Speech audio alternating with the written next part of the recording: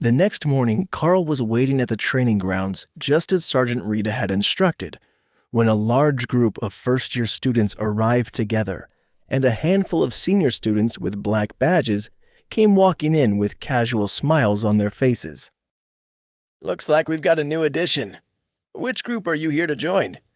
one of the black badge students asked. "No idea. Sergeant Rita just ordered me to be here," Karl replied with a shrug. The students all gave him an assessing look, trying to guess what his skill and power level was at, but even with his recent growth spurt, he just looked like a handsome teen boy, not yet old enough to be called a man. Then the teachers arrived, 2 mages and Sergeant Rita, who had a bundle in her arms as she walked over to Karl. "Flip your coat inside out. You will be the flag carrier for Team 5. Here is your actual flag for the mission. Wear it as a cape, and I wish you luck. As I said, the first day is always the hardest," she informed him with a smile. "Oh, we get a rookie for today's training?" one of the senior students asked. The larger of the 2 mages, an old man who must have been a natural mage and not one of the injected elites, cleared his throat, and everyone fell silent. "Most of you know the rules. Odd-numbered teams are on defense. Protect your flags as well as you can. The flag carriers are your team leaders. Even-numbered teams are on offense. Your senior will lead the team. This is a group training exercise, as you alone won't be able to face down every threat that comes your way during training. Sergeant Rita will hand out the tokens at random. While the seniors know their numbers already, Senior Jeffrey is out on a mission, so Karl will be taking his place for the next few weeks."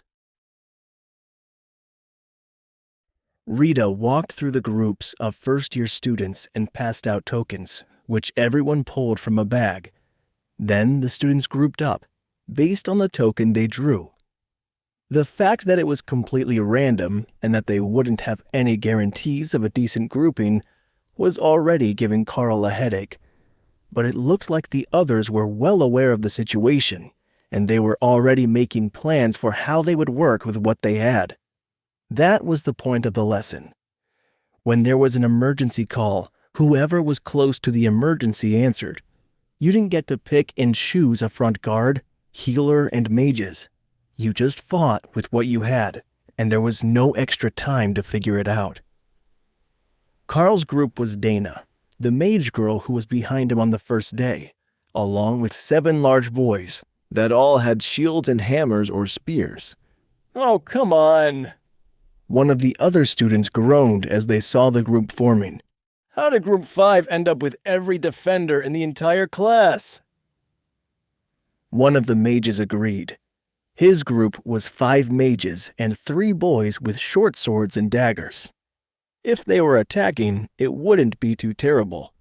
But they were Group 3, and they would have to defend a flag without anyone who could take an attack head-on. The flag carrier for Group 4 laughed and pointed at his group. 8 first-year mage girls, which left a grand total of 2 girls not on his team. Dana and another girl warrior in Group 2. But they had picked the numbers out of a bag, so if there was any trickery going on, it was not easy to detect. "It looks like today's game will be an interesting one. Sometimes the luck of the draw means that you have to improvise.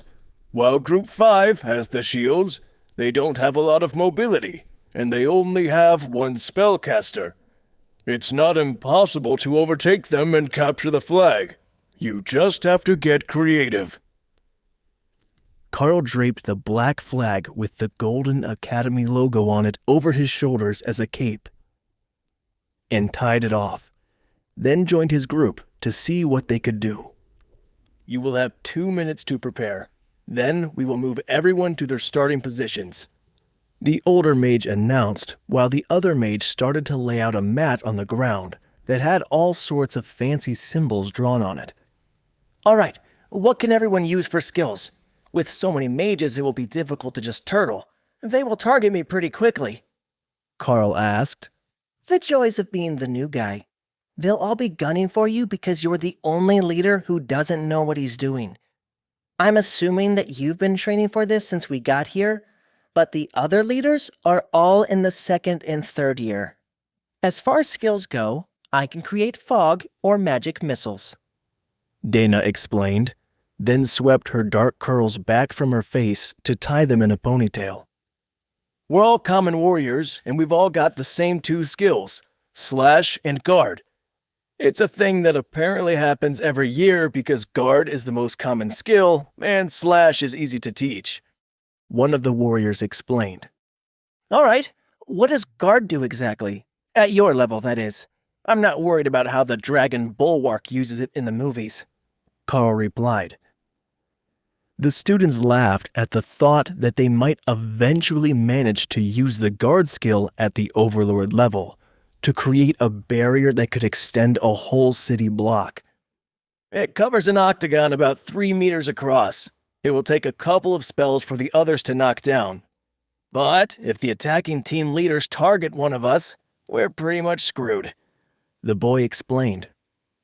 Karl nodded. I expected as much. Does everyone remember the Gladiator movies? The triple line formation in the turtle shell? When we're attacked, form up to create an overlapping wall with your shields, and only when we're in trouble, use guard to block them out. Staying close together will make us harder to find, as long as we're not in an open field, while Dana and I will have to be on the offense unless they charge us. Dana sighed. You know, magic missile uses a lot of mana. I can't do it much. The fog is easier though. I'm pretty good at the fog. Is there natural fog where we're going? Karl asked. The others all shook their heads. Then save it until we're under attack. I don't want them to find us because of the fog itself. How fast does it cast? Karl inquired. Dana frowned. About 10 meters radius per minute, slowing as it expands. If we want to use it effectively, it will take time. Time is up. Everyone, prepare to transport. The mage shouted. Wait, that's not the end. You've just had a free taste. Now get the full story on the Pocket FM app, link in description. Check out our next video and playlist, and don't forget to like, share, and subscribe.